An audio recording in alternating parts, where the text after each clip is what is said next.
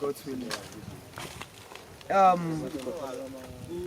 Our Arabiba, I believe something like carrots, onions are mainly to be planted in places like Sokoto, Kano, Kaduna, Jos, and all of that. But it has been proven severally that our gonna be by I lè carrot, bẹ́ẹ̀ni, I lè albosa easily. When you look vividly into the climatic weather and the soil itself, I'm I should need more fertile soil in the northern part. The only difference is the amount of rainfall. Then definitely a place that has high rainfall will definitely have higher humidity. That is the air water, the humidity, that is the water we have in the air. But to go by the practical training on how to sow onions, firstly, we have to sow it on the nursery bed, depending on the number of seed you are having.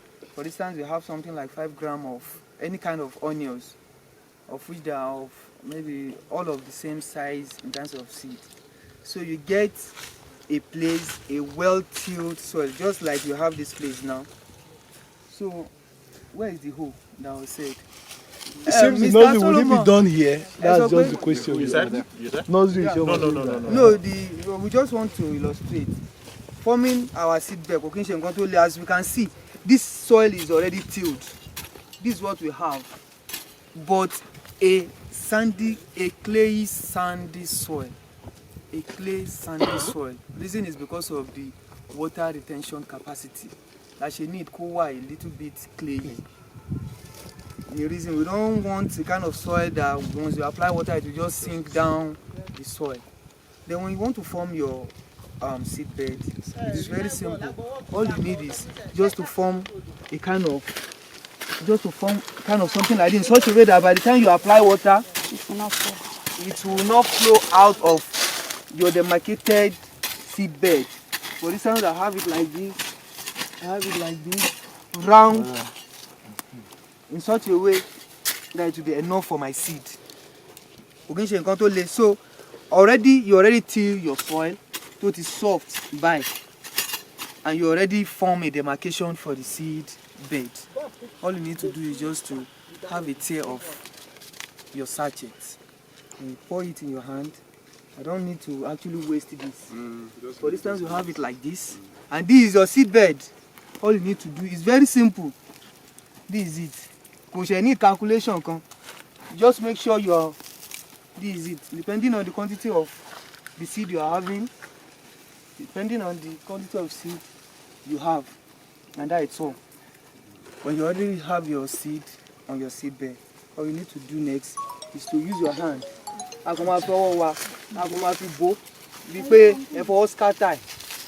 You understand?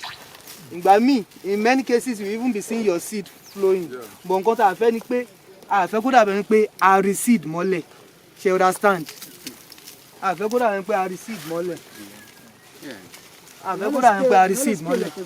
Of course, people and in fact, no, now why wasting it? Just seed go low.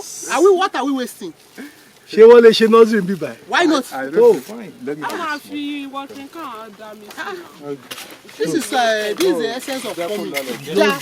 No, this one.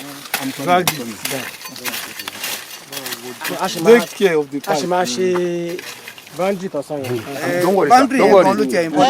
You see, this place is already okay. This is a northern man. I know, right? It has to be soft. Uncle Sam, yes. No. Please do this demarcation very well. In such a way that when we apply water will not flow. You again? Put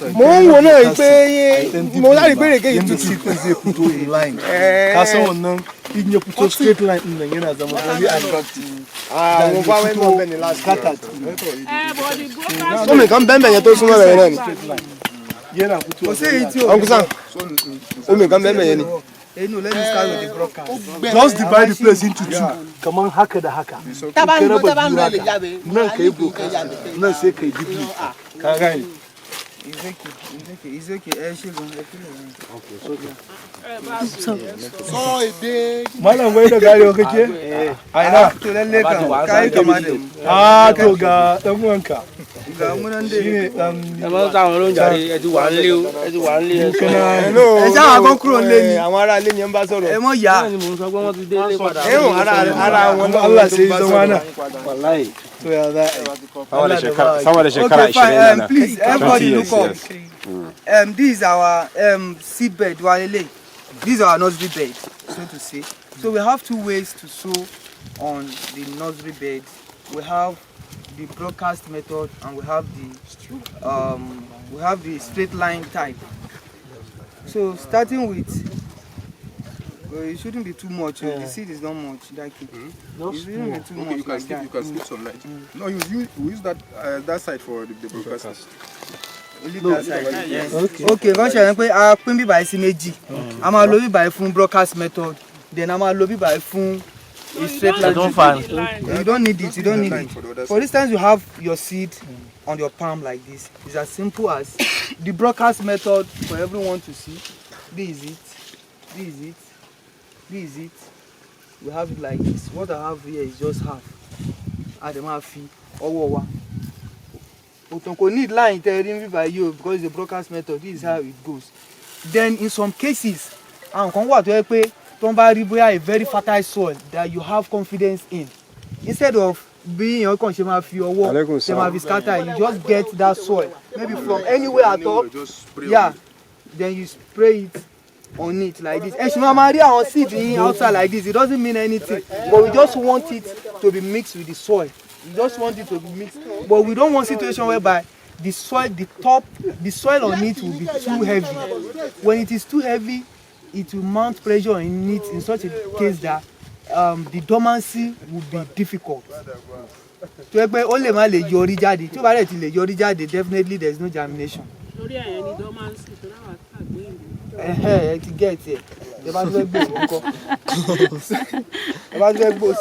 that is that for the broadcast.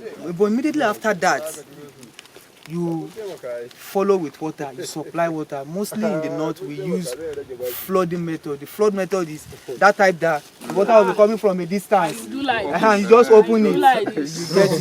So you just release it.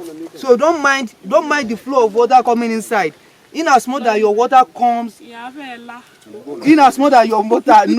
for the nursery stage. The transplanting stage.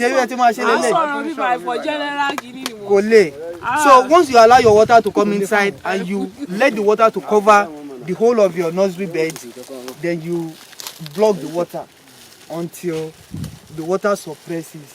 Then you wait for maybe 2-3 days depending on the intensity of the soil. It's a thing you can as well test physically yourself. Tẹ́ bá ti ọwọ́ yín bọlẹ̀ báyìí. Tẹ́ bá ti ọwọ́ yín tẹ́ rí pé ó ti gbẹ ní jẹ́ kó gbẹ tó tẹ́ bá ti rí pé ó ṣá ti bí pé kíní ti need omi because it's a physical, it's just mental, a kind of mental check. So tẹ́ bá ti rí pé ilẹ̀ yìí ó dà ní pé ó ti ń gbẹ maybe just to this length. Ètò à ń discover pé ibi tí tútù ẹ ti bẹ̀rẹ̀ lélẹ̀ gbogbo òkè yìí ó ti ń gbẹ. Then you follow with another water because it depends on the area you are. At times you have some places that are above maybe the rate at which the soil dries is much. So it depends on the area. So from the date you sow on your nursery bed, you start counting from that day until 35 days after sowing to 40 days. That is when you have your seed on your nursery bed, and from that day you can transplant to the permanent site. The permanent site for RS, this very one, is about 90 to 100 days on permanent site. Why the RS? This RS is for rainy season. While we have a recommended one, Safari, that lasts for 95 to 105 days. Yes, on permanent site. But 90, 95 to 105 or 110 days on the permanent side. but the standard days that your onion should spend on your nursery bed, because you shouldn't let it to overstay on nursery bed, or else it will affect the growth on the permanent side. So that is why we encourage from 30 to 40 days on nursery bed. And I think to some extent that is for the broadcast method. Now for the, if you want, maybe you want a beauty in your nursery bed, but in your a little bit beautified or something, that you want to see your germination on a straight line. Madam Jetro, it's like your pepper. The way she used to do the nursery bed. I saw So we have it like this. So this lala or something, anything at all. Push out the form line. Then it's as simple as doing it like this. You take another one like this. Broadcast, you know. See the echo.